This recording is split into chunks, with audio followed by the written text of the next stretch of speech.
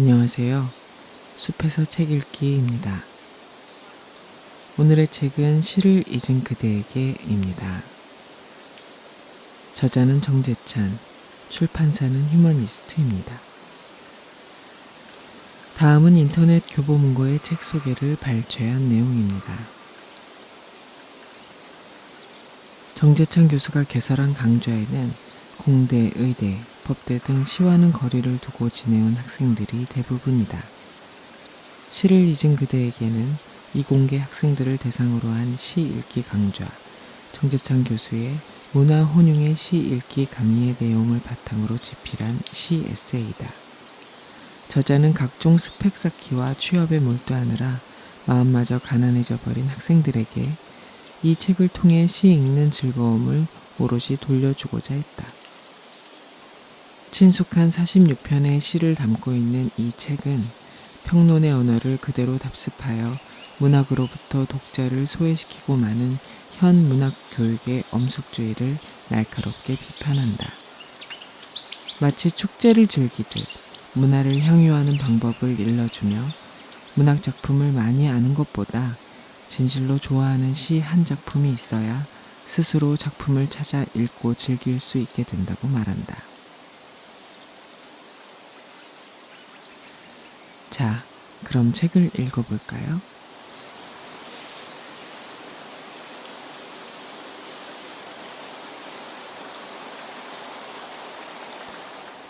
시를 잊은 그대에게 4장 눈물은 왜 짠가. 남이 울면 따라오는 것이 공명이다. 남의 고통이 갖는 진동수에 내가 가까이 하면 할수록 커지는 것이 공명인 것이다. 슬퍼할 줄 알면 희망이 있다. 우동 한 그릇, 국밥 한 그릇. 일본 작가 구리 료헤이의 단편소설 우동 한 그릇.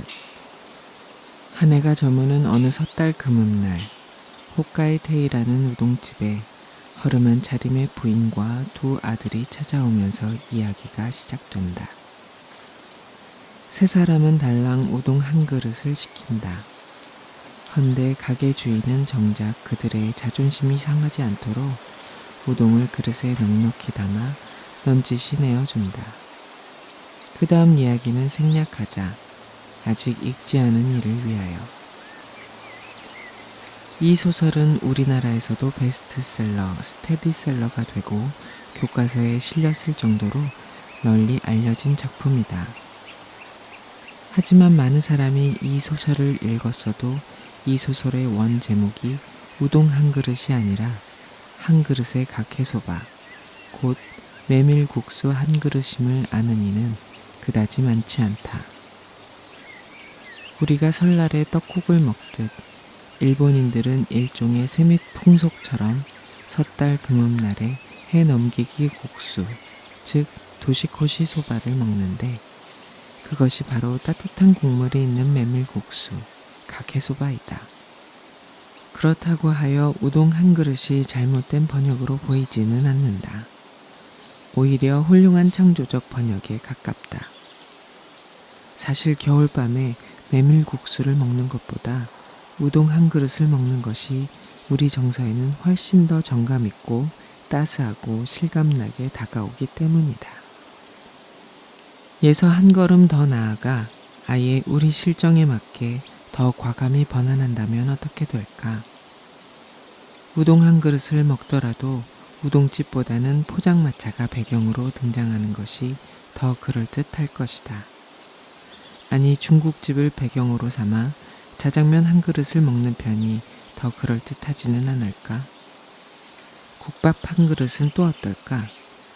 고생하던 시절을 배경으로 한 드라마에 자주 등장하는 장면처럼 절대 매끈하게 열리는 법이 없는 여닫이 문에 찌그러진 드럼통으로 만든 식탁, 바람벽에는 달력 한 장 횡댕그렁하게 걸려있는 식당에 김이 모락모락 오르는 국밥 한 그릇을 사이에 놓고 모자가 함께 먹는 장면을 상상해보라. 이미 그 모습만으로 따스하지 않은가? 식당 주인마저 따스한 인정의 소유자라면 더욱 드라마틱하리라. 그러나 이것은 결코 드라마 같은 허구가 아니다. 많은 이에게 이런 추억은 실화로 존재한다. 지난 여름이었습니다. 가세가 기울어 갈 곳이 없어진 어머니를 고향 이모님 댁에 모셔다 드릴 때의 일입니다. 어머니는 차 시간도 있고 하니까 요기를 하고 가자시며 고깃국을 먹으러 가자고 하셨습니다. 어머니는 한평생 중이염을 앓아 고기만 드시면 귀에서 고름이 나오곤 했습니다. 그런 어머니가 나를 위해 고깃국을 먹으러 가자고 하시는 마음을 읽자 어머니 이마에 주름살이 더 깊게 보였습니다. 설렁탕집에 들어가 물수건으로 이마에 흐르는 땀을 닦았습니다. 더울 때일수록 고기를 먹어야 더위를 안 먹는다. 고기를 먹어야 하는데 고기 국물이라도 되게 먹어둬라. 설렁탕에 다대기를 풀어 한 대숟가락 국물을 떠먹었을 때였습니다. 어머니가 주인 아저씨를 불렀습니다. 주인 아저씨는 뭐 잘못된 게 있나 싶었던지 고개를 앞으로 빼고 의아해하며 다가왔습니다. 어머니는 설렁탕에 소금을 너무 많이 풀어 짜서 그런다며 국물을 더 달라고 했습니다. 주인 아저씨는 흔쾌히 국물을 더 갖다 주었습니다. 어머니는 주인 아저씨가 안 보고 있다 싶어지자 내 투가리에 국물을 부어 주셨습니다. 나는 당황하여 주인 아저씨를 흘금거리며 국물을 더 받았습니다. 주인 아저씨는 넌지시 우리 모자의 행동을 보고 애써 시선을 외면해 주는 게 역력했습니다. 나는 국물을 그만 따르시라고 내 투가리로 어머니의 투가리를 툭 부딪혔습니다. 순간 투가리가 부딪히며 내는 소리가 왜 그렇게 서럽게 들리던지 나는 울컥 치받치는 감정을 억제하려고 설렁탕에 만 밥과 깍두기를 마구 씹어댔습니다. 그러자 주인 아저씨는 우리 모자가 미안한 마음 안 느끼게 조심 다가와 성냥갑만한 깍두기 한 접시를 놓고 돌아서는 거였습니다. 일순 나는 참고 있던 눈물을 찔끔 흘리고 말았습니다. 나는 얼른 이마에 흐른 땀을 훔쳐내려 눈물을 땀인 양 만들어 놓고 나서 아주 천천히 물수건으로 눈동자에서 난 땀을 씻어냈습니다. 그러면서 속으로 중얼거렸습니다. 눈물은 왜 짠가? 한민복, 눈물은 왜 짠가? 이런 글은 아무 해설 없이 그냥 읽으면 그만이다. 마치 우동 한 그릇을 읽듯 인간극장 같은 다큐멘터리를 보듯 그저 찡한 감동을 느끼면 충분하기 때문이다.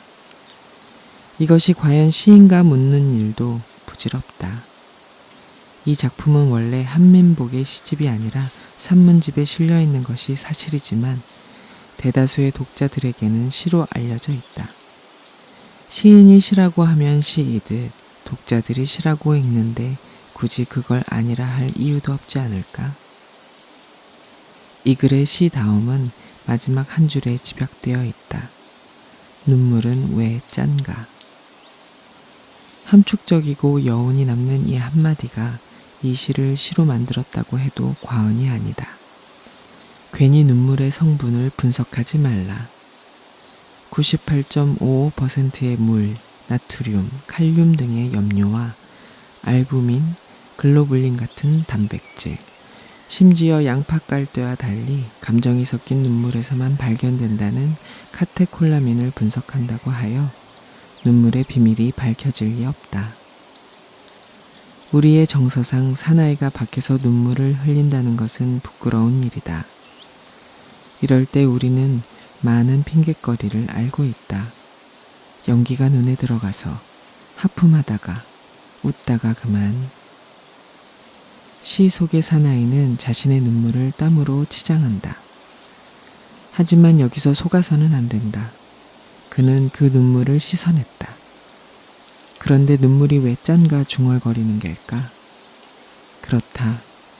겉으로는 아무리 속일 수 있어도 속은 못 속이는 게다. 목구멍을 넘어가는 설렁탕 국물의 짠맛은 소금 때문도 다대기 때문도 깍두기 국물 탓도 아닐 것이다. 그는 지금 눈물을 먹고 있는 것이다. 눈물을 삼키고 있는 것이다. 그래서 이 시를 읽다 보면 우리의 목구멍에서마저 울컥 짠내가 올라온다. 나아가 만일 그 짭조름한 눈물 내음이 툭 하는 투가리 소리와 더불어 느껴진다면 그때 당신은 이 시를 정말 제대로 읽었다고 확신해도 좋다. 이처럼 감동은 기교가 아니라 진실에서 온다. 배고픈 만큼 가난의 고통을 잘 표상하는 것도 드물다. 하지만 부끄러운 것은 가난이 아니다. 가난이 부끄러운 것만도 아니다. 때로 가난은 우리를 진실한 삶과 사랑과 만나게 해준다.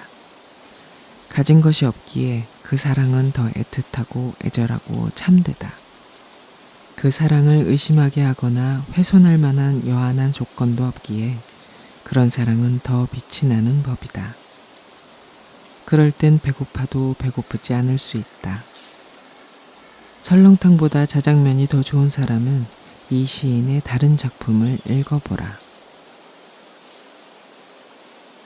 아래층에서 물들면 단수가 되는 좁은 계단을 올라야 하는 전셋방에서 만학을 하는 나의 등록금을 위해 사글세방으로 이사를 떠나는 형님네. 달그락거리던 밥그릇들, 베니어판으로 된 농짝을 리어카로 나르고 집안 형편을 적나라하게 까 보이던 이삿짐. 가슴이 한참 덜컹거리고 이사가 끝났다. 형은 시장 골목에서 자장면을 시켜주고 쉽게 정리될 살림살이를 정리하러 갔다. 나는 전날 친구들과 깡소주를 마신 대가로 냉수 한 대접으로 조갈증을 풀면서 자장면을 앞에 놓고 이상한 중국집 젊은 부부를 보았다. 바쁜 점심시간 맞춰 잠 자주는 아기를 고마워하며 젊은 부부는 밀가루, 그 연약한 반죽으로 튼튼한 미래를 꿈꾸듯 명랑하게 전화를 받고 서둘러 배달을 나갔다. 나는 그 모습이 눈물처럼 아름다워 물배가 부른데도 자장면을 남기기 미안하여 마지막 면발까지 다 먹고 나니 더부룩하게 배가 불렀다. 살아간다는 게. 그날 나는 분명 슬픔도 배불렀다. 한민복. 그날 나는 슬픔도 배불렀다. 사랑보다 소중한 슬픔.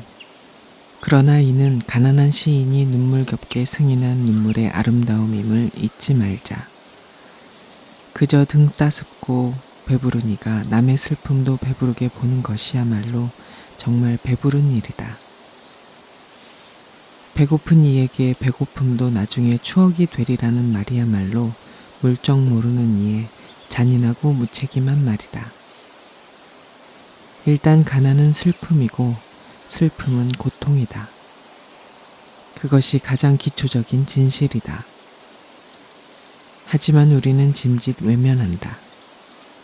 현란하게 돌아가는 자본과 상품과 정보와 일상 속에서 바쁘다는 핑계로 우리가 할 수 있는 일이 달리 없다는 이유로 간단히 그들의 가난에 등을 돌린다.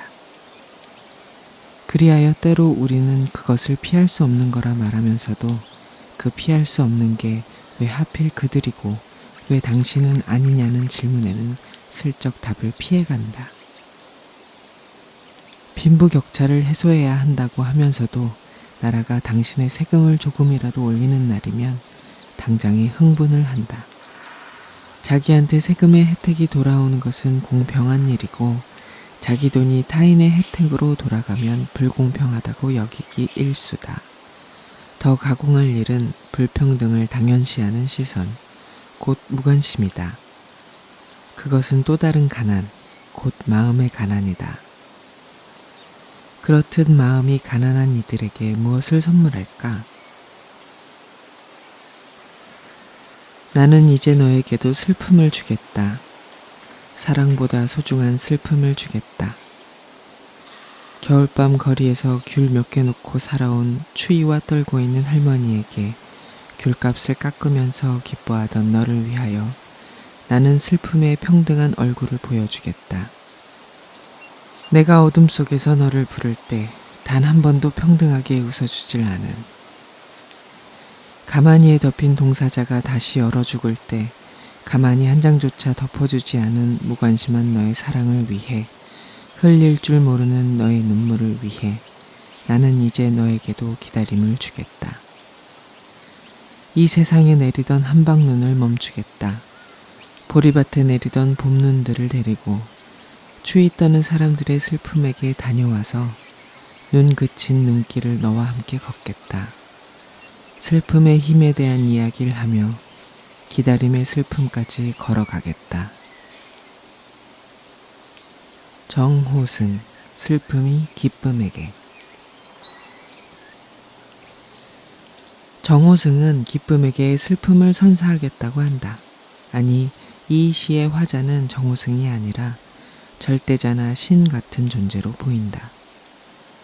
신은 귤값을 깎으며 기뻐하는 너에게 저주하듯 선언한다. 나는 이제 너에게도 슬픔을 주겠노라고. 슬픔의 평등한 얼굴을 보여주겠노라고 말이다. 실로 무시무시한 말이다. 다른 한편 신은 슬픔의 힘에 대해 이야기를 하며 너와 함께 눈길을 걷겠노라는 고마운 약속으로 말을 맺는다. 과연 슬픔은 저주일까, 선물일까?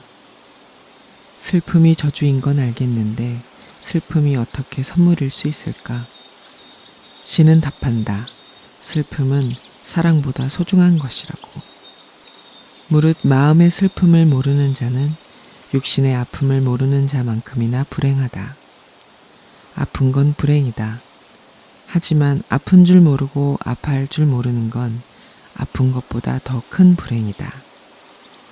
이가 썩으면 통증을 느끼게 해주는 치아의 신경 덕에 우리는 썩은 이 고칠 생각을 하게 된다.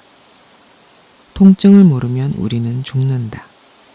심지어 죽는 줄도 모르고 죽을 것이다. 그러니 슬픔을 아는 자는 정녕 복이 있도다. 슬픔은 슬픔을 고칠 줄 알게 해주는 힘이 있기 때문이다. 그런 공감의 능력이 사라진 사회는 죽은지도 모르고 있는 이미 죽은 사회이다. 그래서 신은, 그리고 시인은 타인의 고통에 무관심한 이에게 슬픔을 선물로 주고자 하는 것이다. 고통을 모르는 이에게 고통을 느끼게 해주고 슬픔을 모르는 이에게 슬픔을 느끼게 해주는 일은 그러므로 저주가 아니라 사랑이다. 공감도 능력이다. 공감은 공명에서 온다. 공명이란 과학적으로 말하면 어떤 물체의 진동 에너지가 다른 물체에 흡수되어 그 물체가 진동하는 것을 말한다. 이때 원래 진동 에너지의 진동수와 진동 에너지를 받는 물체의 고유 진동수가 가까우면 더 큰 공명의 효과를 얻을 수 있다고 한다. 쉽게 말해 공명이란 한자 뜻 그대로 남과 더불어 우는 일이다. 남이 울면 따라 우는 것이 공명이다. 남의 고통이 갖는 진동수에 내가 가까이 하면 할수록 커지는 것이 공명인 것이다. 마치 현악기처럼 말이다. 그 소리가 울려 퍼져 음악을 만들듯 우리 사회에도 아름다운 공명이 울려 퍼질 수 있다면 그때 분명 우리 사회는 건강한 사회일 것이다. 슬퍼할 줄 알면 희망이 있다. 그래도 사람만이 희망이다. 올 설에도 라면만 먹는 사람이 꽤 많을 것이다. 그걸 보고 맛있겠다고 생각하는 사람은, 아직도 라면을 맛으로만 먹는 사람은 그 아픔을 공감하지 못하는 게다. 우리 사회는 병들어 있다. 연일 매스컴의 가난과 고통과 슬픔과 죽음에 관한 소식이 오르내려도 우리는 무감각할 따름이다.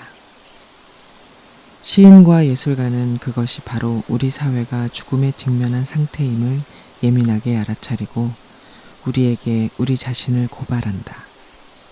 사진예술가 최민식은 한국 전쟁 직후부터 줄곧 가난한 이, 소외된 이웃, 불고와 장애인, 고아, 노숙자 등 민중의 삶에 카메라 포커스를 맞추어 왔다.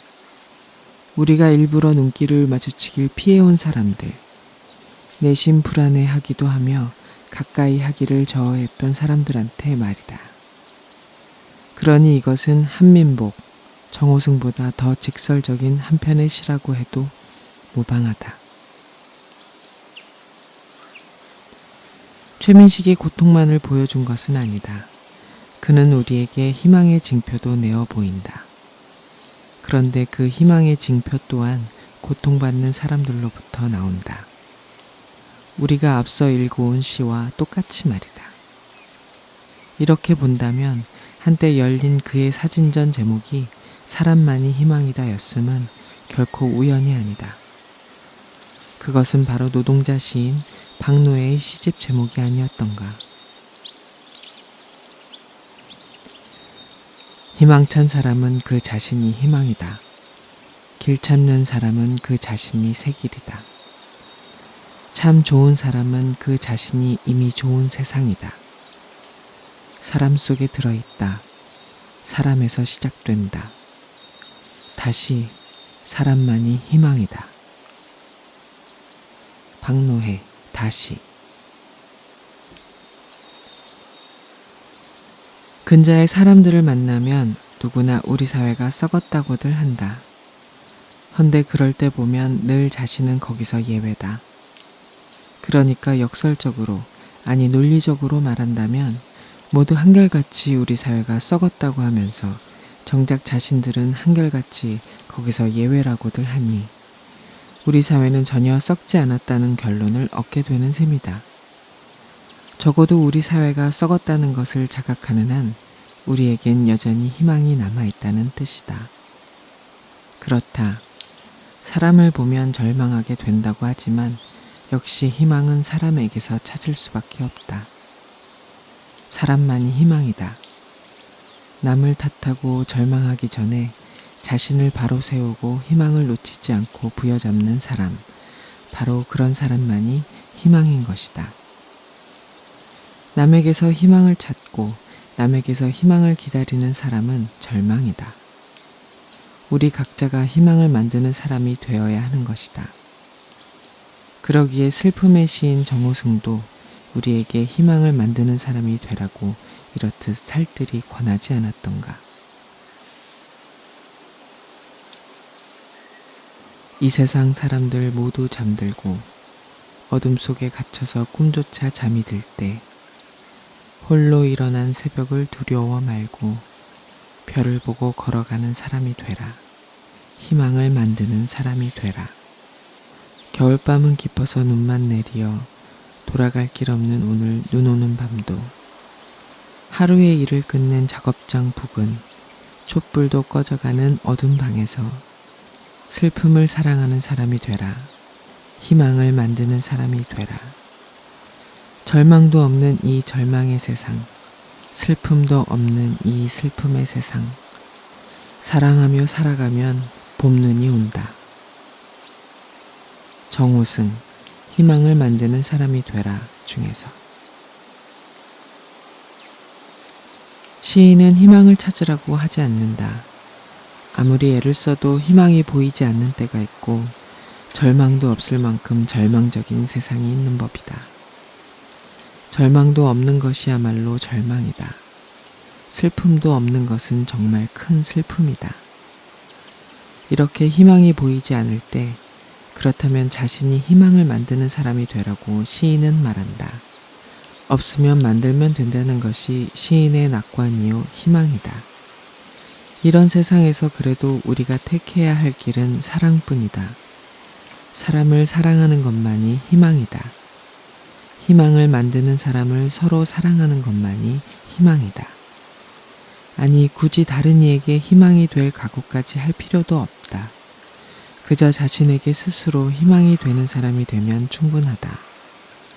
그러다 보면 타인에게 희망이 되는 존재, 축복의 통로로 성장할 수도 있다. 오페라 가수 폴 포츠의 인생 역전 이야기를 우리는 알고 있다. 어눌한 말투에 못생긴 외모 탓에 그는 어린 시절부터 놀림감이었다. 노래만이 그에게 위로가 되었고 가수가 되는 것만이 그에게 꿈이 되었다. 하지만 일찍이 모 방송사가 주최한 노래 경연대회에서 수상하고도 오페라단으로부터 번번이 거절을 당했다. 이탈리아까지 가서 성악 단기 과정을 2차례 수료하기도 했지만 종양이 발견되어 수술을 받아야 했고 오토바이 사고로 쇄골이 부러지기도 했다. 그는 휴대폰 외판원으로 일하며 생업을 유지하면서도 가수의 꿈을 잃지 않았다. 마침내 2007년 영국 ITV 오디션 프로그램 브리튼즈 갓 탤런트에서 그는 우승을 차지한다.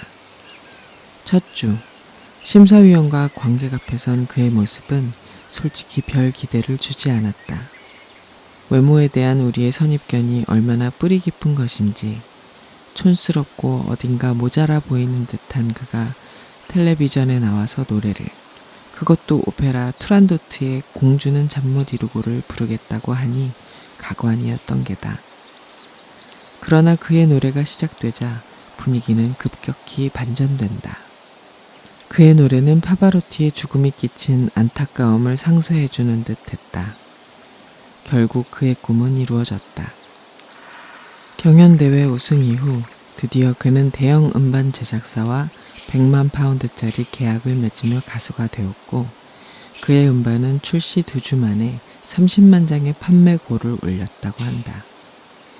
폴포츠의 인생 드라마가 준 감동도 결국은 세상의 편견과 장애를 꿈과 열정으로 극복할 수 있었음을 보여준 데에 따른 것이다. 아마도 우동과 설렁탕 대신 눈물 어린 샌드위치를 그도 먹었을 것이다. 남의 나라 일만은 아니다. 마찬가지로 같은 해 우리는 가수 인순이의 거위의 꿈에 감동했다. 그녀 역시 혼혈이라는 사회적 편견을 노래로 극복한 인간 승리의 모델이다. 카니발의 이적이 먼저 발표한 곡이지만 인순이가 부른 노래가 더 호소력 있게 다가오는 것은 노랫말 속의 화자를 가수와 동일시하는 정도의 차이에 기인했을 터이다. 누구에게나 버려지고 찢겨 남노하여도 내 가슴 깊숙이 보물과 같이 간직했던 꿈이 있을 것이다. 혹 때론 누군가가 뜬물을 비웃음 내 등 뒤에 흘릴 때도 우리는 그날을 위해 참아야 하고 또 참을 수 있다. 저 차갑게 서 있는 운명이란 벽 앞에 당당히 마주칠 수 있고 언젠가 난 그 벽을 넘고서 저 하늘을 높이 날 수 있다고 믿는다면 말이다. 그대 혹시 힘들어하는가? 절망하고 있는가? 가난, 환경, 외모, 학업, 장애, 편견 등으로 가슴 아파하고 슬퍼하고 있는가? 누구나 폴포츠가 되고 인순이가 될 수 있다는 환상과 신화에 동의하지는 않지만 그래도 희망을 노래하라고 권하고 싶다. 희망이 시가 되고 시가 노래가 된다. 그리고 노래가 다시 희망을 준다. 자기 자신을 사랑하고 이웃을 사랑할 수 있는 사람들이라면, 아름다운 꿈을 꾸는 사람들이라면, 출세하지 않아도 돈이 많지 않아도 병들어 늙어도 정녕 사람이 꽃보다 아름다우리라. 안치환이 곡을 붙인 정지원 시인의 사람이 꽃보다 아름다워 원시를 감상하여 보라. 그리고 힘차게 노래해보라. 시인의 말대로 노래가 우리를 지켜주리라. 단 한 번일지라도 목숨과 바꿀 사랑을 배운 사람은 노래가 내밀던 손수건 한 장의 온기를 잊지 못하리.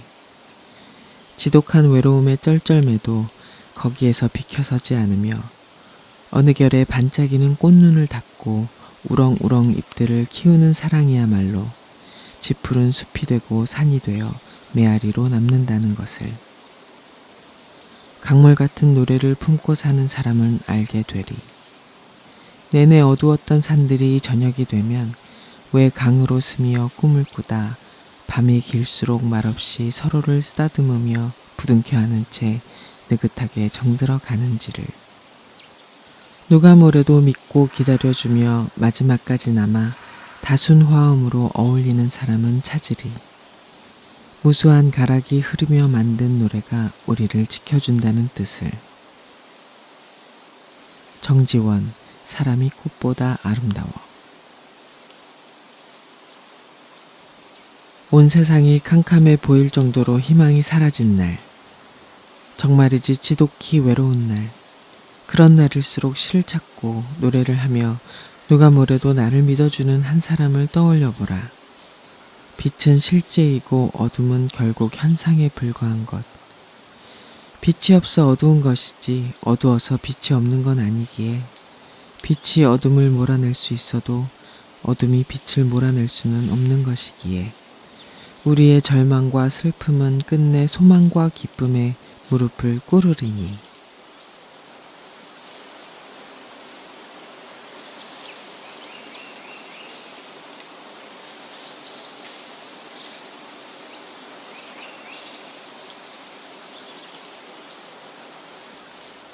끝까지 들어주셔서 감사합니다. 숲에서 책 읽기였습니다.